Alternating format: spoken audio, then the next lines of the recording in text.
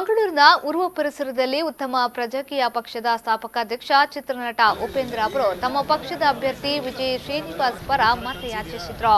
ಇದೇ ವೇಳೆ ಉರ್ವದ ಗಾಂಧಿನಗರದ ಶಾಲೆಯ ಬಳಿ ಹಾದು ಹೋಗುವ ಸಂದರ್ಭದಲ್ಲೇ ಮಕ್ಕಳು ತಮ್ಮ ನೆಚ್ಚಿನ ನಟನನ್ನ ನೋಡಿ ಕುಣಿದು ಕುಪ್ಪಳಿಸಿದ್ರು. ಇದನ್ನ ಗಮನಿಸಿದ ನಟ ಉಪೇಂದ್ರ ಮಕ್ಕಳಿಗೆ ಕಲ್ಲಂಗಡಿ ಹಣ್ಣನ್ನ ನೀಡಿ ರಿಯಲ್ ಸ್ಟಾರ್ ಎನಿಸಿಕೊಂಡ್ರು.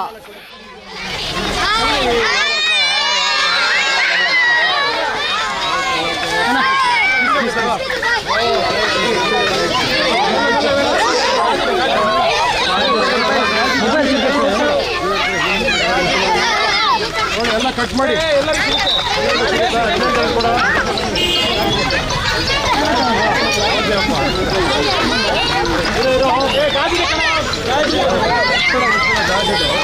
ಮಾಡ್ಕೊಂಡು ತಿನ್ಬೇಕು ಎಲ್ರು.